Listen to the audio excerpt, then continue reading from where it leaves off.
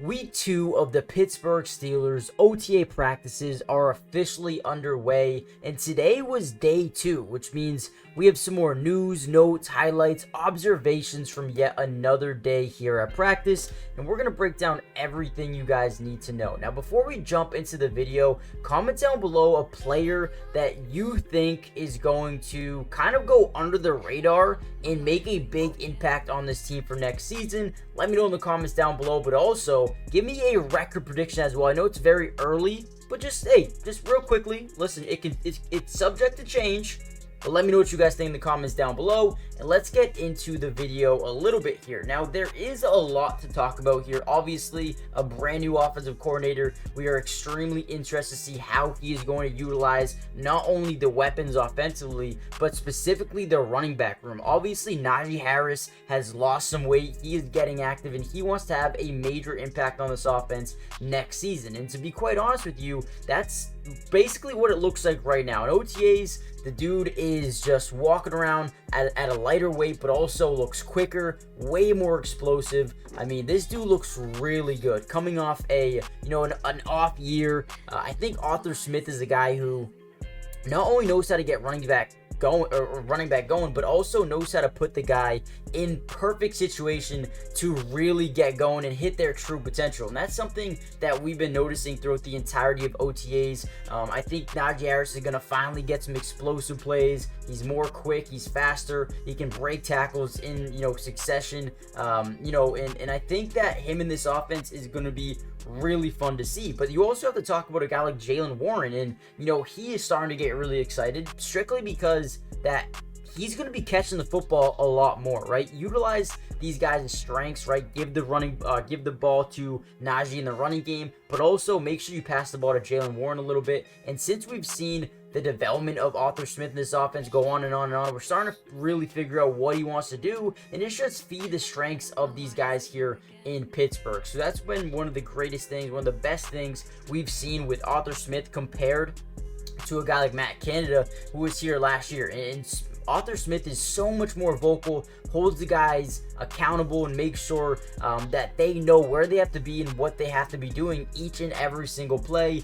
So that is definitely the biggest thing to take note from the first couple of days of week 2 is Arthur Smith is really ramping up, holding guys super accountable, and I think that's when good coaching starts right there. So definitely excited to see that. We also saw the Steelers actually go out there and sign a new tight end in I believe his name is Isaiah Gatherings. Let me actually go make sure that's not right.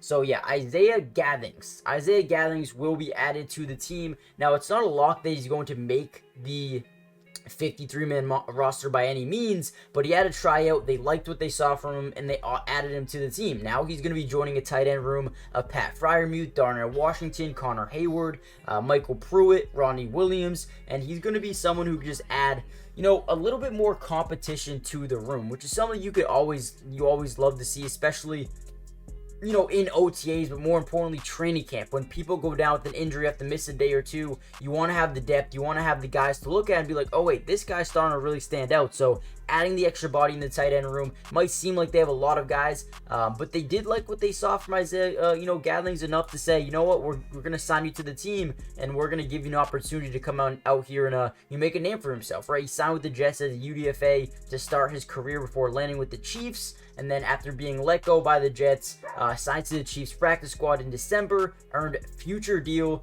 following the season. However, the Chiefs had to cut him early in May, and now joining the Pittsburgh Steelers. He has not appeared in an NFL game yet, and started his collegiate career as a wide receiver, so you already know he's got above average speed for a tight end, and he also has racked up over 800 receiving yards and 3 touchdowns as a massive wide receiver in college, and now is someone who can come in and be really good for the Steelers, especially as they start to develop some of these guys. 6'4", he's got an uphill battle, but someone who they think could make a big time, impression on them over the next couple of weeks and months as we lead into mandatory minicamp, which I believe is next week, and then training camp a couple of months away. That should be really fun as well. But overall, you see a ton of guys here really looking good. Corey Trice Jr.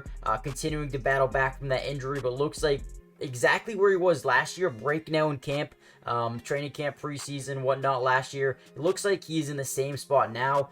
Peyton Wilson is a guy they're really high on. They think Nick Herbig is about to take a massive jump up, a guy who can do multiple different things in terms of dropping back into coverage, blitzing off the edge, but also helping stopping the run as well. I mean, this dude can do everything, and I think there's a lot of guys here, as Cole Holcomb is still not ready to practice yet.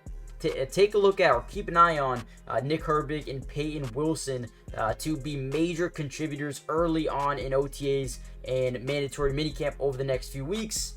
And then hopefully Cole Holcomb will be ready by the time we get to training camp and whatnot. Guys, do me a quick favor, by the way. Hit the like button, subscribe if you're new, join the family, turn on post notifications. We will be live. We will be covering every single bit of the Steelers offseason, which includes OTAs, mandatory minicamp, training camp, preseason, regular season, everything, right? We've also seen Troy Vitano take first team reps at right tackle alongside James Daniels on that right side. So that was something we really love to see. Calvin Austin, it's been so much fun watching him develop as a route runner, creating separation. And I think this could be the year he really breaks out as well. Russell Wilson was actually quoted after practice today saying, it's been a lot of fun. It's been a cool experience so far. We're just putting in the work and staying focused. He was also talking about the other day how, he's excited to see if they can implement Justin Fields, right? And he said he wouldn't have an issue if there was a package for Justin Fields, like in the red zone, where you can run some RPOs and whatnot to get him using those legs and,